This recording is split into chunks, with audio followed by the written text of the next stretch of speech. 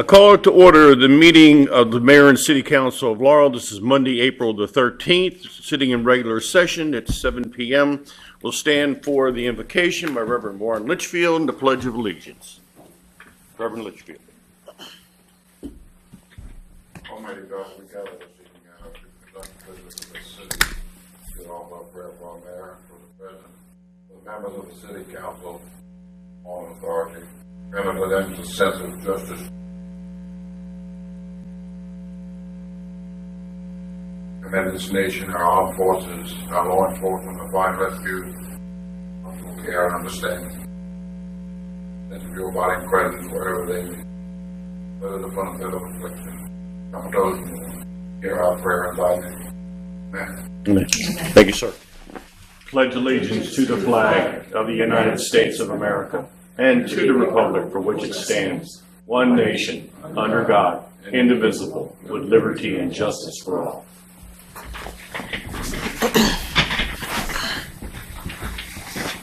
Madam Clerk, will you call the roll? Ms. Nicholas? Here. Mr. Les? Here. Ms. Crary? Here. President Ricks? Here. I'll call for a motion on the approval of the minutes of the 29th meeting of the Mayor and City Council, that of March the 23rd of 2015. Can I have a motion, please? So moved. Second. Madam Clerk, call the roll, please. Ms. Crary? Yes. Mr. Les? Yes. Ms. Nicholas? Yes. President Ricks? Yes. At this time, I'll call for the report of the Mayor and City Council, and we'll start with Councilwoman Nicholas. Thank you, Mr. President. On April 1st, me and my colleagues attended the principal's breakfast in Burtonsville, which was well attended, very nice. I also attended the Laurel Hospital's breakfast with the bunny last Saturday. And I'd like to wish myself and my council colleagues a happy belated birthday. Several of us had birthdays this week and last week. Thank you. Thank you. Mr. Les. Thank you, Mr. President. Had a productive meeting here, March 27th, chaired by Councilwoman Lehman, to discuss the plant for the Boys and Girls Club. We've had several meetings on the dumpster legislation, the committee that the mayor put together, and hopefully this time next month we'll have something to the mayor. On Saturday, April 4th, we had the annual Patuxent River cleanup. Mike always does a good job, except he lost control of the donuts this last time. But that's all right. We'll do a better job next time. And actually, the river looks pretty good. There was some trash. I think we only had one shopping cart. Is that correct, Mike? 2 shopping carts. So things are getting better. No cars, no tires, 2 shopping carts. So again, you're down on the river or down the river walk. If you see some trash, take a bag with you and pick it up. Throw it in one of the trash cans. That concludes my report, Mr. President. Thank you. Ms. Crary. Thank you, Mr. President. In addition to the events my colleagues have mentioned, I attended with Mr. Ricks and the mayor and staff today, the opening of the emergency warning system in front of the trestle on Main Street, and it worked very well. I thought so. Coming up on the 22nd, we have Earth Day. And following that, we're going to have Arbor Day. We're going to plant a tree at Tower Federal. And that's coming up, I believe that's on the 24th at 10 a.m. And that concludes my report. Thank you. Mr. Smalls. Thank you, Mr. President. I have no report. And what's been reported is part of my report. We'll move on to the general public hearing. I'll open the general public hearing at 7:05. Is there anyone wishing to speak on any topic?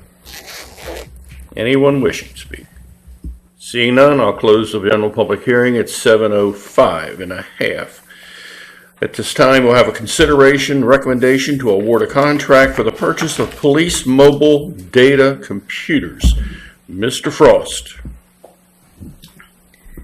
Good evening, Mr. President, council members. Before you is a recommendation to purchase 20 mobile computer terminals for our police law enforcement vehicles.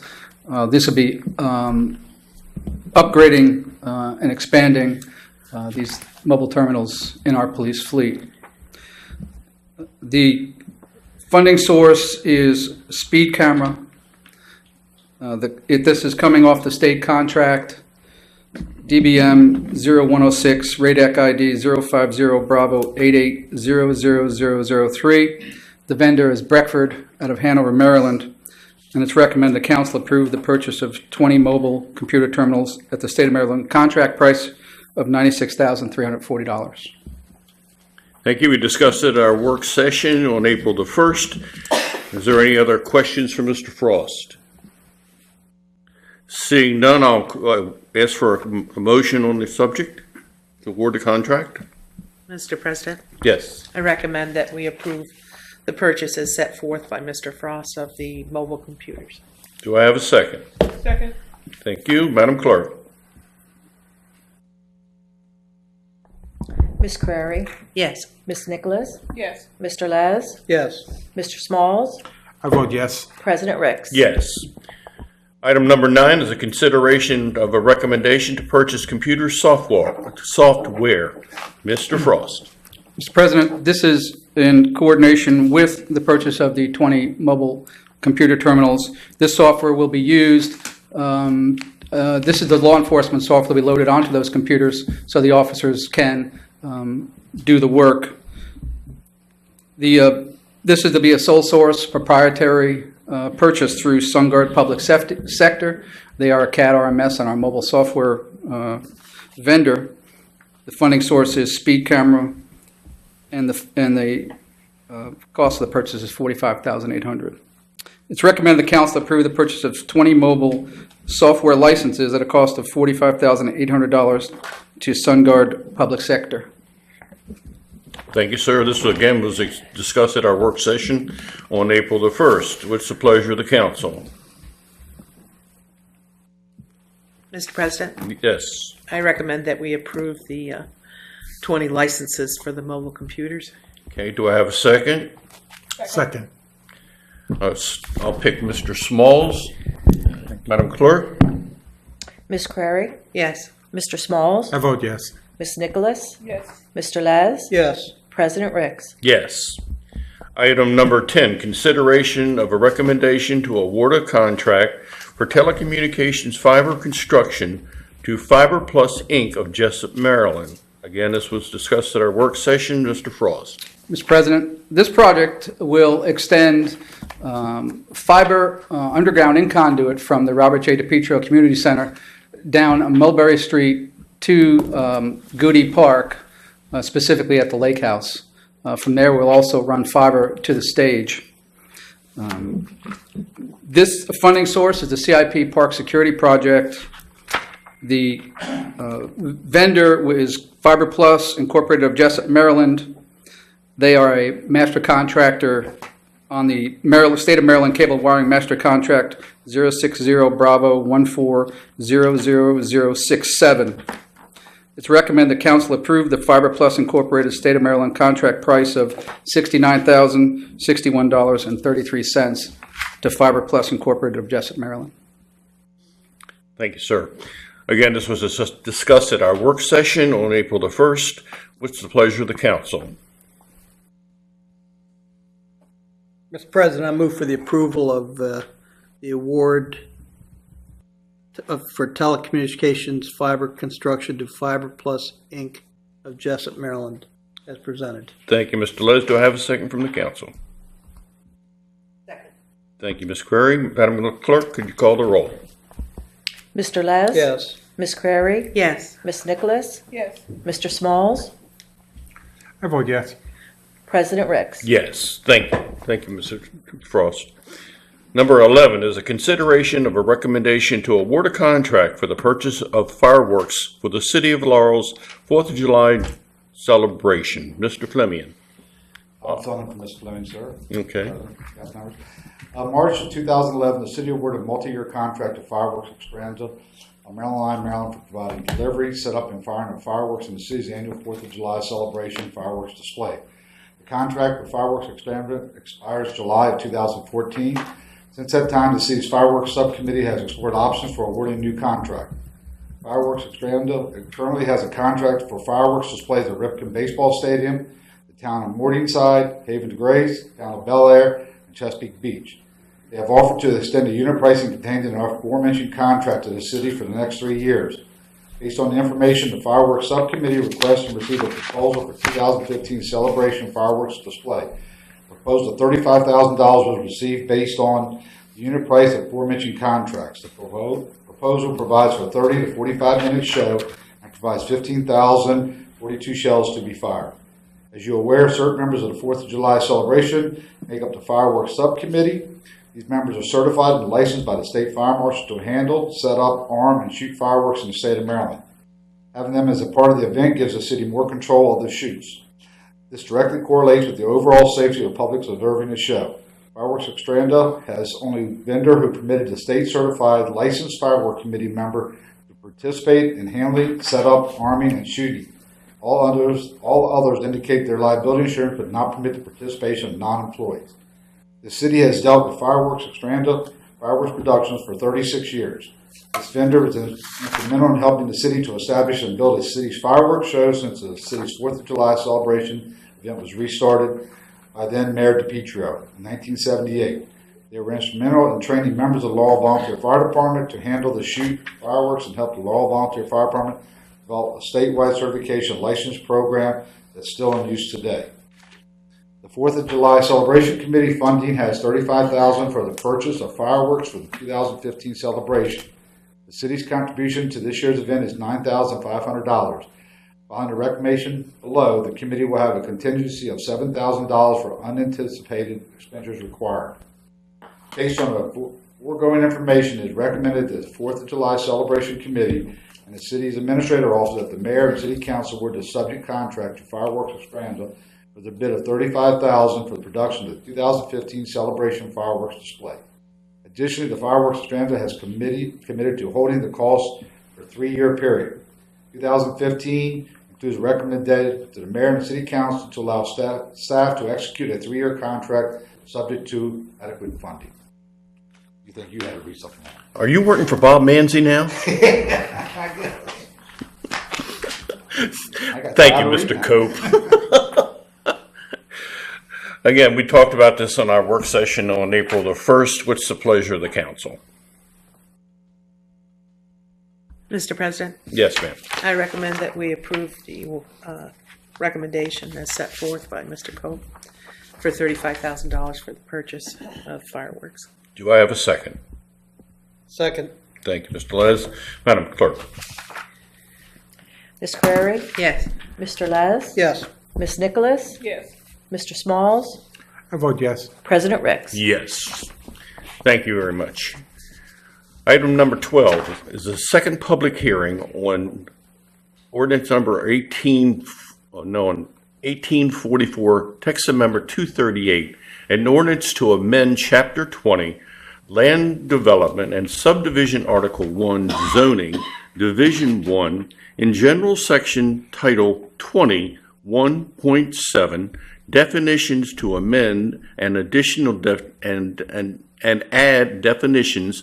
Division 5, Zoning Districts, Section 20-7, Commercial Zones, to amend Table of Commercial Uses, and Division 6, Parking and Loading Facilities, to amend Section Title 20, 16.5, Table of Commercial Uses, and Division 6, I think I repeated myself. Excuse me. And so we'll go on and say schedule of parking requirements of the Laurel City Code and providing an effective date. We've read this into the record for the second reading.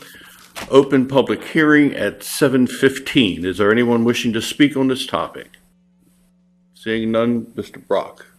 Yes, Mr. President. This is scheduled to go before the Planning Commission tomorrow for review, so it'll be necessary to go to a third public hearing before adoption.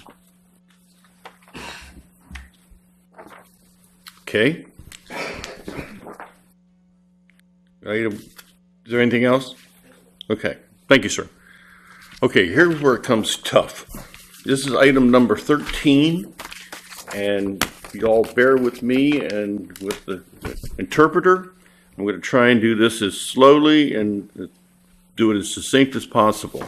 This is the second public hearing with possible action on ordinance number 1845, an ordinance repealing and reenacting with amendments to Chapter 18, Building and Building Regulations of the Code of the City of Laurel to adopt the 2015 editions of the International Building Code, the International Existing Building Code, the International Residential Code, Maryland Accessibility Code, International Energy Conservation Code, International Mechanical Code, International Fuel Gas Code, National Electric Code, National Fire Protection Association Fire Code and Life Safety Code, and International Swimming Pool and Spa Code.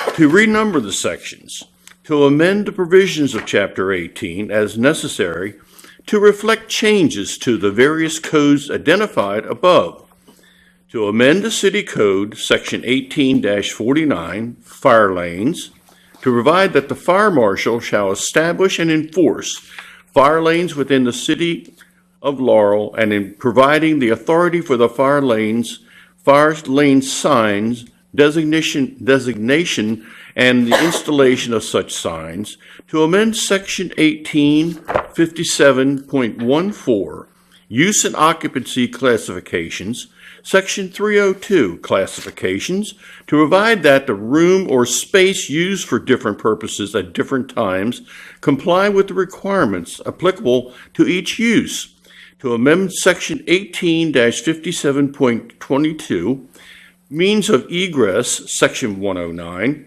Stairways, to address fire rating of exterior walls, to add Section 18-57.27.2, window well drains, to require window wells to have drains, to amend Section 1870, smoke carbon monoxide detector, to require that all new and replace smoke carbon monoxide detectors be 10-year battery type detectors, to amend Section 18-99.4.2, Article 210.70, other than dwelling units, to require that an automatically controlled luminary be required on the exterior of the building at every exterior door, and the emergency illumination be required in all restrooms, to amend Section 18-99.6.1, Article 310, conductors for general wiring, to provide when aluminum conductors are permitted, to amend Section 18-99.8, Article 410, luminaries, lighting fixtures in brackets, lamp holders and lamps, to dictate the location thereof in bathtub areas and shower areas, to add Section 18-149, door-to-door solicitation licenses required, to require door-to-door solicitors to obtain a city license, to amend the City Code, Section 18-157, definitions, to add definitions on boarding house dwellings, multifamily, multi-unit apartment house, lodging house, and rooming house, to amend Section 18-158, space and use of location, to require full bathrooms in boarding houses, lodging houses, rooming houses upon issuance of a use and occupancy permit or a building permit, to add Section 18-181.3, prohibited disposal of refuge on property other than without consent, to make it unlawful to dispose of refuge on land of another, and providing an effective date. Anybody want to take a break? Mr. Cope. This is a code update that we had talked about the work session. This is bringing the City of Laurel current to all the 2015 codes, which is mandated by the state on July 1st. We just updated ours and we're ready to be adopted. Unless I can postpone to next week to read it again, sir. Okay. I read the title into the record, and this is the second reading. I'll open the public hearing at 7:20. Is there anyone else wishing to speak? Seeing none, I'll close the public hearing at 7:20. What's the pleasure of the council? Mr. President, Yes. I move that we approve ordinance number 1845 as read into the record. Thank you, sir. Do I have a Second. second? Thank you, Mr. Les. Madam Clerk? Mr. Smalls? I vote yes. Mr. Les? Yes. Ms. Nicholas? Yes. Ms. Crary? Yes. President Ricks? Yes. Thank you. Thank you, Mr. Coe. Item number 14. This is an introduction and first public hearing on ordinance number 1837, a map amendment number 847, an ordinance to approve map amendment application number 847 for rezoning the property known as Sandy Spring Village, located at 312 Sandy Spring Road, Laurel, Maryland, consisting of 1.44 acres identified as Laurel Subdivision, Block 3, Lot 20, Tax Parcel 1033588, owned by Ross Phyllis and Calvin Grau, located on the south side of Sandy Spring Road between Philip Powers Drive and Montgomery Street. From the R18 medium density multifamily to the R20 one family semi-detached, two family detached, and one family triple attached. This was read into the record for the first reading. I'll open the public hearing at 7:22. Robert? The property currently has one single-family detached house on 1.5 acres, zoned R18 medium density multifamily. The applicant would like to rezone that to an R20 zone, which will allow 5 duplexes to be constructed, with each half of the duplex to be located on its own lot of record for single-family ownership. In summary, the developer plans to have 10 new units and to keep the single-family existing house. Agencies were notified, and the one agency response was the WSSC stated that the impact on water would be negligible. However, there may be impact on the sewer downstream. Neighbors were mailed letters a month ago, and so far there's only been one response. The neighbor wished that there would be no development on the property. Newspaper ads will be published twice this month, and a public hearing sign was posted.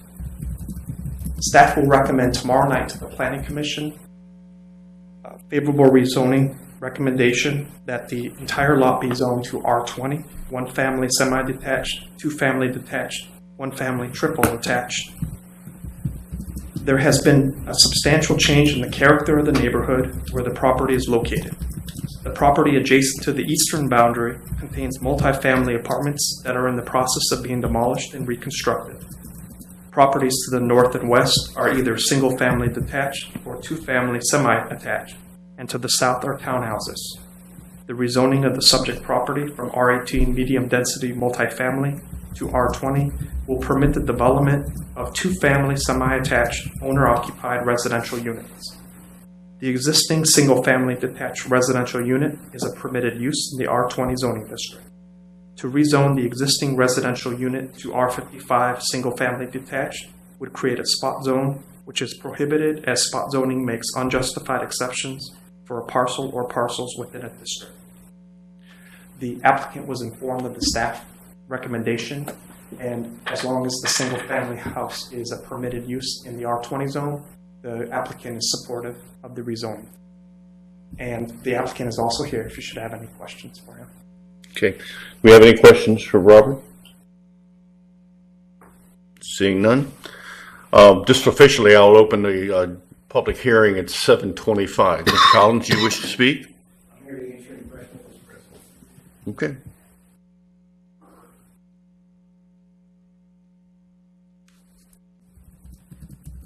Michael Collins, 201 West Circle, Laurel, Maryland.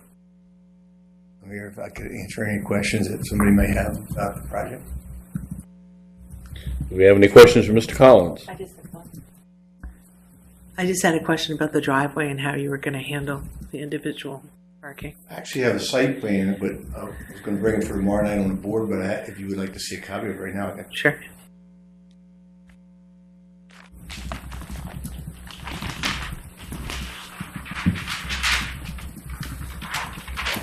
It's a road that's coming off the main road, and it's going to be parking right here. And each house has 3 parking spaces off the street. And who will own this? This will be an HOA. This here is the entrance that's coming in now. It'll be made where it's citywide. This will all be taken care of the HOA. How many spaces per duplex? I have 3 for each duplex parking spaces on the property, plus I have another 11 over here for overflow. Okay.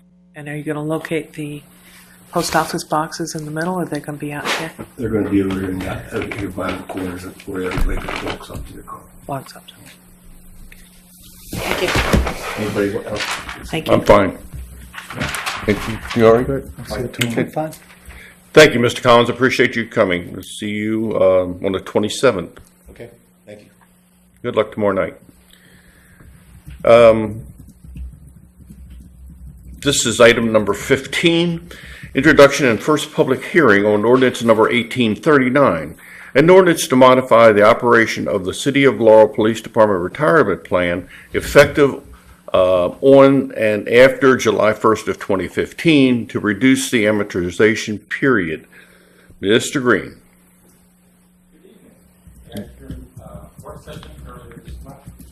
I'm sorry. At your work session earlier this month, I reported that the Board of Trustees met on February 4th of this year and heard recommendations from Bolton Partners, the city's actuary, on 2 assumption changes. The first would be to reduce the amortization period in both plans, and the second to adopt an updated mortality table in both plans. At that meeting, the board voted to recommend that the mayor and city council approve these changes, and the basic information about the changes were provided to the FOP president, and he responded that he had no issues with the changes.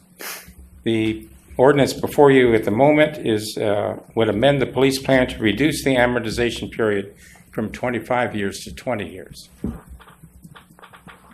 Again, we had this on our work session schedule. Do we have any questions about this from anyone? I'll open the public hearing at 7:28. Does anyone wish to speak? Seeing none, I'll close the public hearing at 7:28:30, and we will have the second public hearing with possible action on Monday the 27th at 7 o'clock or thereabouts. This is item number 16, introduction and first public hearing on an ordinance number 1840, an ordinance to modify the operations of the City of Laurel Employee Retirement Plan effective on or after July the 1st of 2015 to reduce the amortization period. Mr. Green. It's very similar to the ordinance that you just read previously, but this would reduce the current 30-year amortization period to 20 in the employee plan. All right, I'll open the public hearing at 7:29. Is there anyone wishing to speak? Seeing none, I'll close the public hearing 7:29:30. Does council have any questions? Seeing none, thank you, Mr. Green. This is item number 17, introduction with first public hearing and ordinance number 1841. An ordinance to amend the operation of the City of Laurel Retirement Plan effective on or after July 1st of 2015 by changing the mortality table used for the funding purposes. Mr. Green. As mentioned earlier, this is an item that was recommended by the city's actuary to the Board of Trustees. As it states, it would adopt a newer, updated generational mortality table for the police plan. Thank you, sir. I'll open the general public hearing at 7:30. Is there anyone wishing to speak? Seeing none, I'll close the public hearing at 7:30:30. Does council have any questions on this for anything? All right, thank you, Mr. Green. Appreciate it. At the request of the administration, I'm pulling item number 19 till further notice. Mr. President, Sorry? Mr. President, Yes. it's me. Ordinance number 1842. You need to read that title in as well. 1842? Yes. Okay, I apologize. Item number 18, introduction with first public hearing on ordinance 1842, an ordinance to amend the operation of the City of Laurel Employees Retirement Plan effective on or after July 1st of 2015 by changing the mortality table used by the funding purposes. Mr. Green. This is essentially the same ordinance that would adopt the same mortality table for the employee retirement plan. Okay, open the public hearing at 7:31. Is there anyone wishing to speak on this topic? Seeing none, I'll close the public hearing at 7:31 and a half. Is there any questions from the council? Seeing none, I want to thank you all for serving on the board. Appreciate it. And like I said, number 19, I pulled at the request of the administration. We go on to item number 20, introduction with first public hearing on ordinance 1846. An ordinance to amend certain projects budgets in the 2015-2020 capital improvement program. Read this into the record for the first reading. I'll open the public hearing at 7:32. Ms. Saylor. Mr. President, we discussed this at your work session on April 1st. This ordinance would take the funding that had been provided to the Cherry Lane Improvement Project because currently there is the stormwater drain system issue that needs to be addressed by Prince George's County. There were accumulated appropriations in the street repairs and safety improvements, so a large portion of those funds are being transferred, and they are being placed in the Ashford Place improvements, the Ashford Court improvements, and the Laurel Place improvement projects. Those three projects are ready to go, and we will wait on the Cherry Lane. Thank you. Is there anyone in the public that wishes to speak?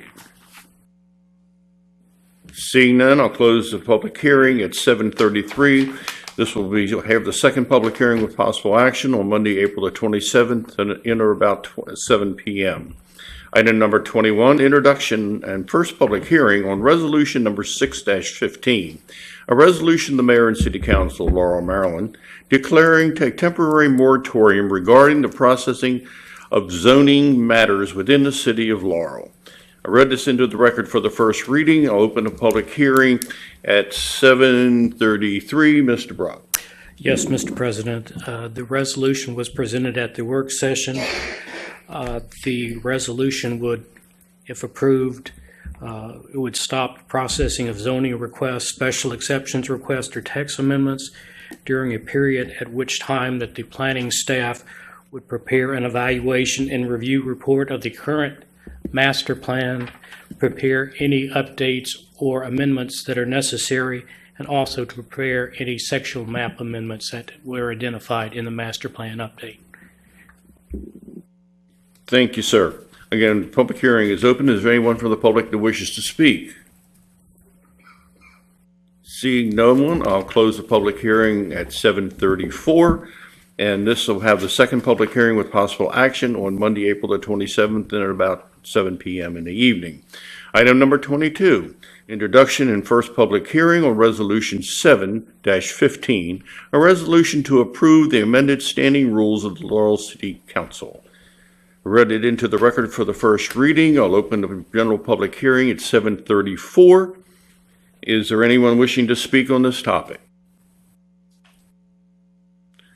Seeing no one, I'll close it at 7:34 and a half. This will again have a public hearing and possible action on the second reading on Monday, April the 27th at 7 p.m. Is there anything else to come before the council? Seeing none, we stand adjourned.